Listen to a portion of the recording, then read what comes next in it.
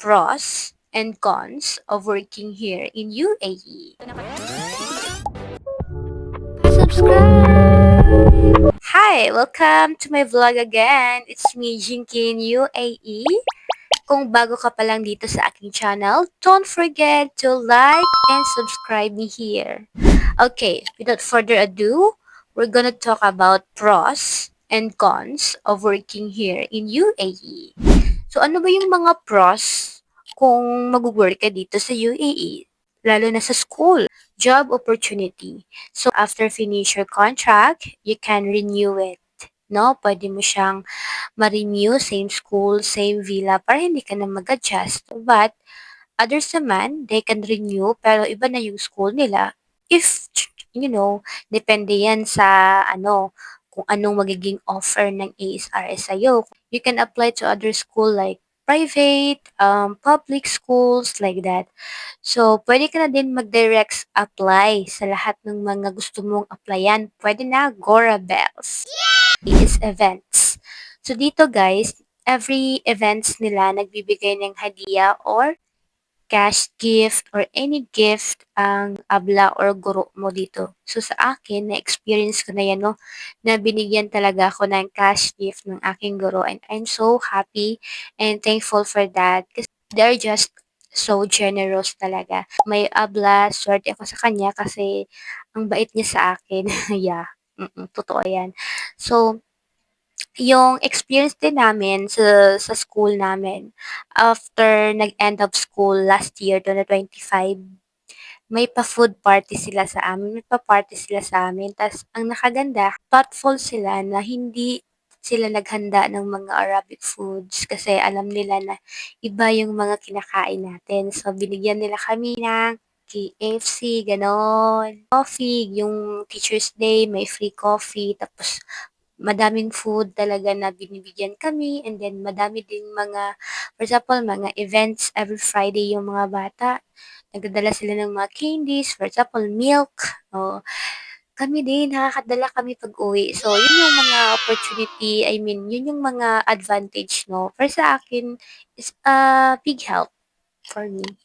Next, field trips. Tayong mga assistant teacher, may field trip, siyempre free na yung entrance fee. Tapos ang nakaganda is 'di ba, as OFW ta's nakapunta ka sa mga museum nila, parang for me it's a new new ano ba, memories to keep. So at the same time, I'm enjoying hindi lang yung mga bata nag-e-enjoy sa field trip, ikaw din. So for me, this could be one of advantage, bilang assistant teacher. Or next is referrals. So 'pag mabait yung guro mo, they would offer you help. Tapos maybe that might change your destiny you here in UAE. Kasi nga 'di ba, yung mga opportunities na ganyan, mas mababait sila. Malay mo, 'di ba? Basta alam mo na, 'no? Kasi mga lokal yan sila. So, sila yung mga na priority. So, 'pag may ire-refer sila, automatic paldo ka talaga. So, dapat naging mabait tayo kahit madami tayong trabaho. Girl, ginusto natin yan. Kaya nga tayo na pumunta dito para sa work na ganyan. So, hindi tayo magre-reklamo. Another pros are tax-free salaries. So, yes, if sa next school na ma-applyan mo, tapos for example lang ha, 5,000 AED yung sahod mo, automatic yung 5K talaga, fixed amount siya, hindi yan makakaltas. Yung salary mo sa'yo talaga. This allow teachers to save a large portion of their salary, di ba? Sana all. Next is free housing or housing allowance. Per sa amin, free housing lang kami. So kami dito sa UEE, under the employer of ASRS, so may free villa kami. So yung villa namin, automatic na yun, may mga free na may refrigerator, and then may chest freezer kami, and then may 6 kami na washing machine na automatic na dryer. So, 'di ba, for me, napakaganda yan na kanang benefits.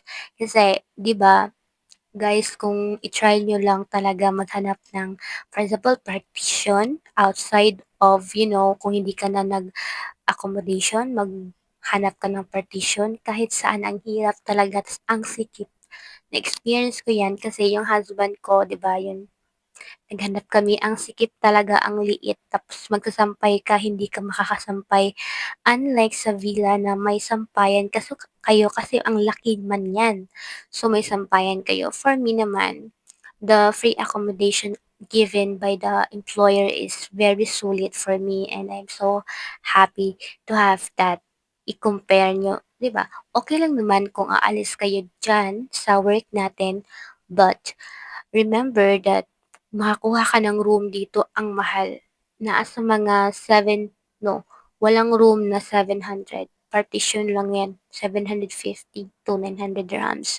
Makakuha ka ng room kung couple kayo, mga 1.2 to 1.5 AED. So, i-convert nyo yan sa peso, ang laki na yan. So, for me talaga, free accommodation is good. Walang housing allowance kasi nga, if ever you want to ka ng live out, di siya allowed, hindi siya allowed. So, pag ganyan, for example, gusto mo i-meet up yung asawa mo, tapos gusto mo na magstay, bawal yan.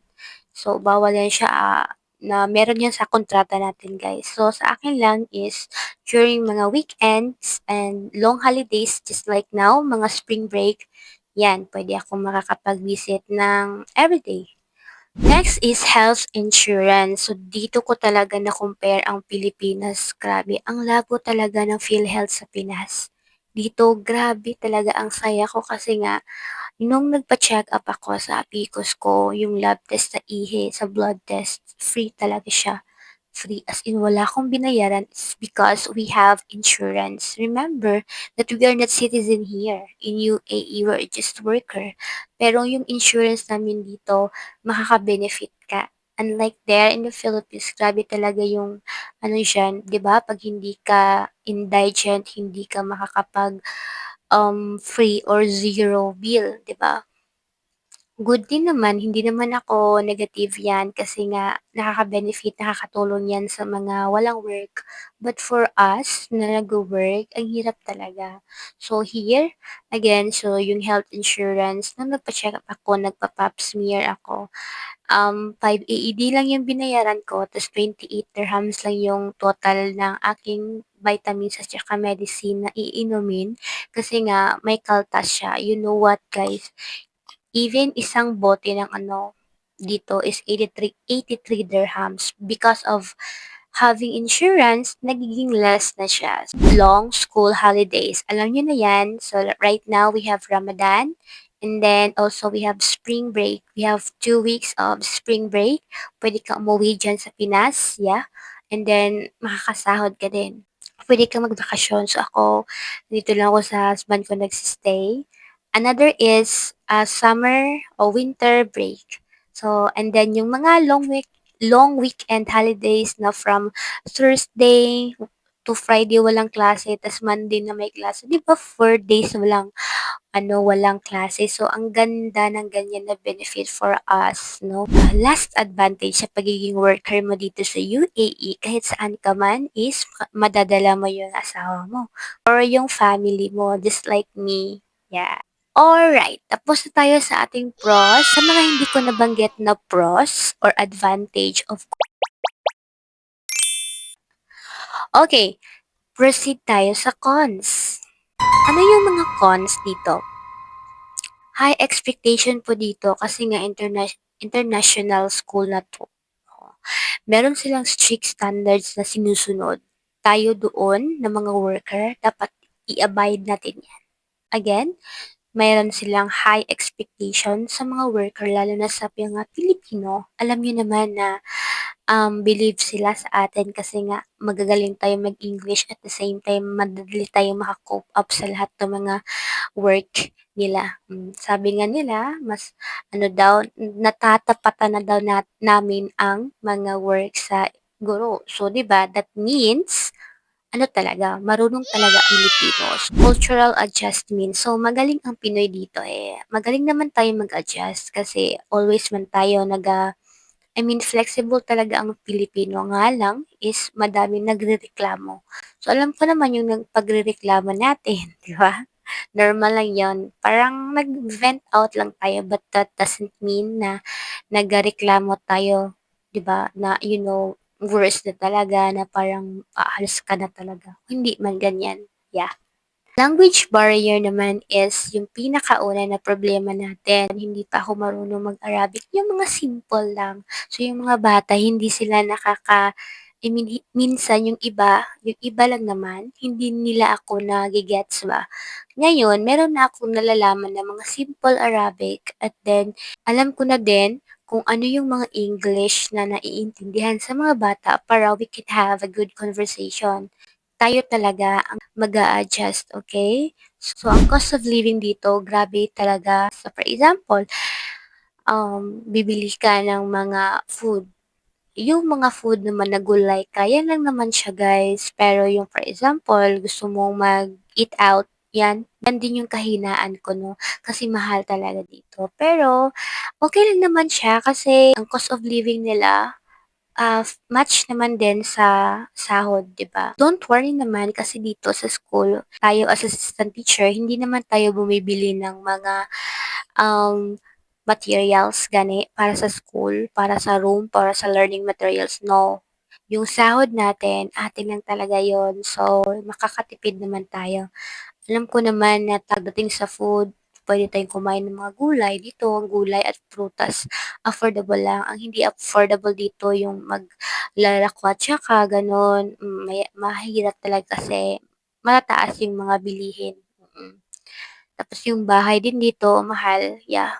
Pero at least, yung iba nga, umabot ng 20 years dito, na kaya nila, tayo pa kaya, 'di ba? So, kaya natin to. So, next is the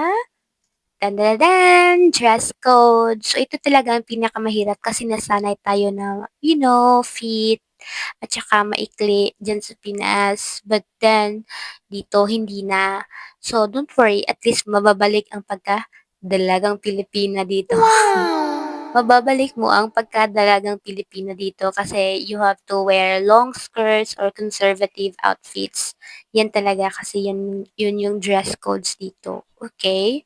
So for me naman, hindi ako nahirapan mag-adjust about that because comfortable ako sa mga ganyang damit. Breach of contract.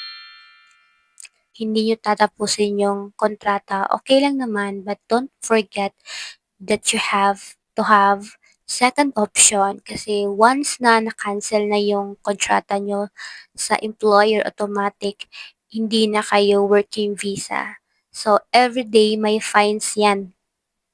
Okay? So, pag hindi nyo yan na-process or wala kayong second option na backup plan, ang hirap talaga. Hanap kayo ng kanang automatic talaga na magbibigay sa iyo ng working visa or ang gagawin nyo is mag-tourist visa. Yeah. So, next is classroom discipline challenges. Tayo talaga, mga Pilipino, hindi tayo makakapag-disiplina sa mga bata, ha? Wag talaga guys, hindi sa atin tong bansa na to. Kahit sa Pinas, hindi naman talaga. So, pag magdidisiplina tayo, words lang talaga. Pero yung mga soft words, piliin nyo talaga yung mga words nyo na hindi harsh, okay? And then, safest technique, pag hindi talaga nakikinig yung mga bata sa inyo, kasi alam kong hindi talaga, yung sa pinakauna, ang hirap talaga magpaamo ng mga bata. Safest technique, sabihan yung bata, okay, kung hindi kayo makikinig sa akin, tatawagin ko yung guro. For example, kasi yung mga bata, hindi sila nakikinig pag ikaw lang dyan sa room mo. Sabihin mo, oh sige, lalabas ako, pupunta ako sa guro. Pero syempre, acting mo lang yan, girl. Pero yung akin talaga, pag hindi ko na sila makokontrol, hindi na talaga ako nag-a-acting. Sinusumbong ko talaga sa guro para yung guro, sabihan nila mga bata na, you have to listen to Teacher Jinky. Okay, ganun. So, yun yung ginagawa ko, safest technique. Pag wala, sabihan nyo, yung mga minor lang, sabihan nyo, okay, hindi mo ako pinapansin ha, hindi ka nakikinig sa akin, sabihin mo, masusumbong kita sa principal or sa modera, principal or modera, same lang yan. Or else, tatawagin ko yung guro. Okay lang. Siya, "No, no." Gumagano siya, "No, no, okay, you have to listen to me, okay?" Gano'n siya, "Okay." Oh, 'di ba? 'Yun, mga ganyan lang, simple lang talaga guys, kasi hindi that's it for today's vlog. Sana may natutunan kayo sa aking vlog and thank you for watching and see you on my next vlog. Pa-subscribe!